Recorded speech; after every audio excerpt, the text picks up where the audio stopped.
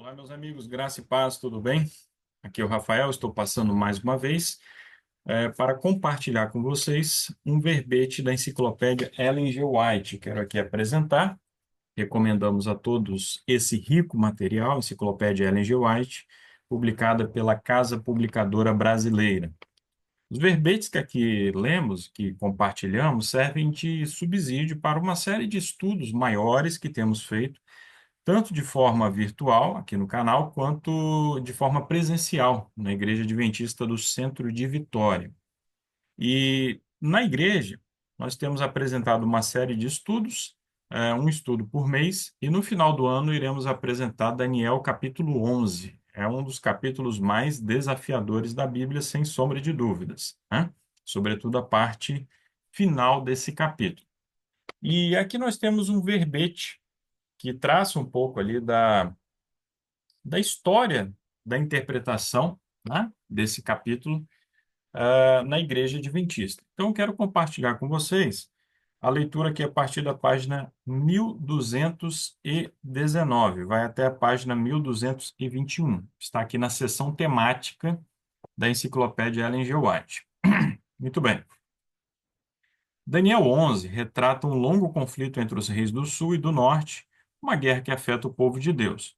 Os primeiros comentaristas adventistas de Daniel 11 geralmente concordavam sobre a interpretação dos versículos 5 a 35, baseando-se na explicação dada por Guilherme Miller. Assim, os versículos 5 a 13 eram compreendidos como se referindo aos Ptolomeus, os reis do sul, e os Seleucidas, os reis do norte, após a divisão do Império de Alexandre o Grande, né? O império dele foi dividido entre quatro generais e dois acabaram se sobressaindo, né? Ptolomeu no Egito, Seleuco na Síria, ali os arredores da Síria, e os dois fundaram dinastias poderosas, né? Os Ptolomeus lá no Egito e os Seleucidas na Síria. Os versículos 14 a 28 eram aplicados à Roma imperial. Os versículos 29 e 30, a divisão de Roma. Os versículos 32 a 35, ao período de supremacia papal. No entanto, os adventistas não estavam de acordo sobre a identidade do rei do norte, nos versículos 36 a 45. Tiago White foi um dos principais defensores da escola original de interpretação, que identificava o Rei do Norte, nos versículos 36 a 45, com o papado. Isso estava de acordo com a interpretação de Daniel 11:45 por Guilherme Miller. A partir de meados da década de 1850 até 1867, mais adventistas do sétimo dia concordaram com esse ponto de vista, incluindo Uriah Smith. Tiago White chegou a essa compreensão deixando que Daniel interpretasse a si mesmo. Partindo da premissa de que Daniel 2, 7, 8 e 11 são profecias paralelas, ele argumentava que o capítulo 11 devia terminar com o papado, o poder romano, porque Daniel 2 também termina com Roma e não com a Turquia. Em 1867, Uriah Smith introduziu uma explicação diferente do Rei do Norte, que depois da morte de Tiago White, em 1881, tornou-se a posição da liderança por mais de 70 anos. Smith viu uma correlação entre Daniel 11:45 e Apocalipse 16:12 a 21, assumindo que os dois textos eram referências à batalha final, o Armagedon. Além disso, ele aplicava uma interpretação literal do rio Eufrates, em Daniel 11:45, identificando a Turquia, a origem geográfica do rio Eufrates, com o rei do norte. Isso consta lá na Review and Herald de 1857, 1862. A maioria dos antecessores e contemporâneos de Guilherme Miller também haviam identificado o rio Eufrates como e o último poder de Daniel 11 com o Império Turco-Maometano, como ele chamava.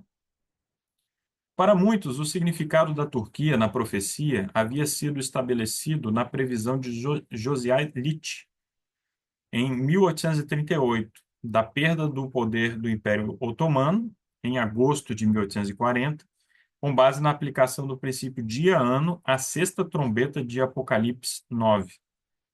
Contudo, Smith não manteve a confiança na interpretação depois de 1871, com a derrota da França na Guerra Franco-Prussiana. Os franceses eram adeptos do catolicismo desde o início, e seu fracasso nessa guerra reforçou a expectativa de que o papado se tornaria irrelevante. Os eventos posteriores no cenário internacional ajudaram a popularizar sua visão entre os adventistas. A Guerra Ítalo-Turca, entre 1911 e 1912, a entrada da Turquia na Primeira Guerra Mundial em 1914 e a Guerra Greco-Turca ajudaram a alimentar especulação. Só depois que o parlamento turco aboliu o califado, em 3 de março de 1923, essa escola de pensamento começou a receber um exame mais crítico. As duas escolas de pensamento também estavam divididas sobre a natureza do Armagedon. Esse debate ficou conhecido entre os adventistas como a questão oriental. Smith acreditava que o Armagedon era uma guerra literal entre nações e exércitos terrenos. Ele esperava que os turcos mudassem sua capital de Constantinopla para Jerusalém. Depois disso, o poder turco chegaria ao fim. Daniel 11:45. Então, o Armagedon seria travado sobre Jerusalém pelos poderes do Oriente. Apocalipse 16, verso 12. Smith esperava que os poderes orientais fossem forças islâmicas.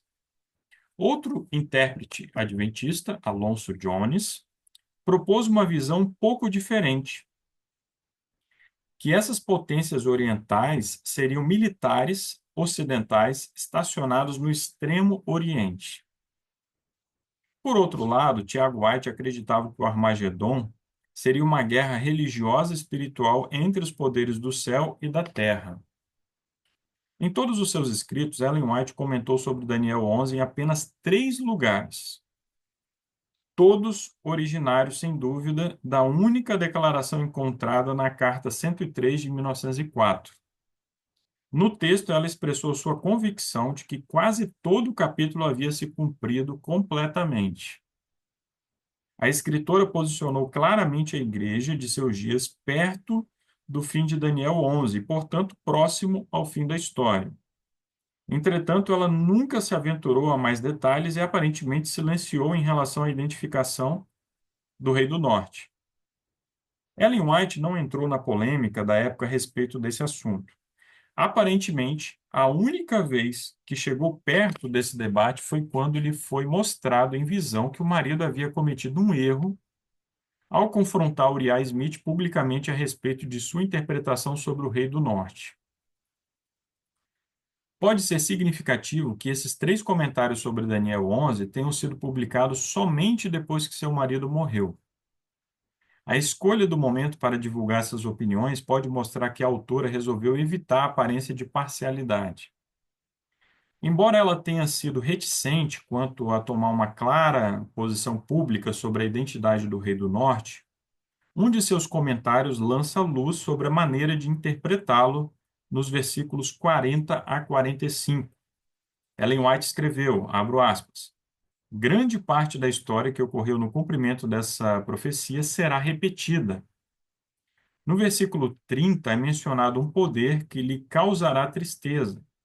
Voltará e se indignará contra a Santa Aliança, e fará o que lhe aprouver. E, tendo voltado, atenderá aos que tiverem desamparado a Santa Aliança. Versículos 31 a 36 citados. Cenas semelhantes às descritas nessas palavras terão lugar. Fecho aspas. Carta 103, de 1904. Sua visão de que eventos similares aos descritos nos versículos 30 a 36, em princípio, se repetirão no futuro, concorda com a estrutura literária de Daniel 11. De acordo com a análise temática do capítulo, o ataque contra a Santa Aliança, nos versículos 30 a 36, se assemelha ou é repetido no ataque contra o Monte Santo, no versículo 45. Em primeiro lugar, as 2 sessões são precedidas por combates entre o norte e o sul. Em segundo lugar, em ambas, o rei do norte se volta contra Deus e seu povo. O comentário de Ellen White de que os versículos 30 a 36 se repetirão pode sugerir um método para identificar o rei do norte em Daniel 11:45. Se os eventos históricos representados pelos versículos 30 a 45 puderem ser identificados, segue-se que a identidade do rei do norte poderia ser descoberta ao mesmo tempo. Havia um consenso entre os primeiros adventistas de que os versículos 31 a 35 se cumpriram na história da Guerra do Papado contra os protestantes. Se esse ponto de vista for sólido, então deve-se admitir também que o papado é o rei do norte, em Daniel 11:40 a 45. Assina esse verbete André Scalfani. Muito bem, então temos aqui uma explicação sobre toda essa discussão envolvendo o rei do norte. Prosseguiremos os nossos estudos e traremos aqui, sempre que possível, outras interpretações, outras análises, para ir ampliando, assim, a nossa compreensão sobre esse importante capítulo. Mas já adiantamos que, de modo geral, os teólogos hoje tendem a concordar, como lemos aqui no final, que o rei do norte refere-se ao papado, enquanto que o rei do sul refere-se às forças ateístas da atualidade, certo? Da mesma forma que o rei do Egito negou a Deus, né? Quem é o Senhor, enfim, lá perante Moisés, ele negou então a Deus. Toda a onda ateísta aí, derivada do iluminismo, envolve o marxismo, suas vertentes e daí por diante, refere-se então às grandes forças ateístas da atualidade, ao passo que o rei do norte, então, é, é o papado, né? E a sua força aí cada vez maior com a cura da ferida mortal que foi desferida em 1798 e, na atualidade, essa ferida está em processo de cura. Ele vai se tornando cada vez mais forte e um poder que vai se aliar ao Estado, particularmente aos Estados Unidos, para perseguir o povo de Deus no tempo do fim. Então é isso. Até a próxima.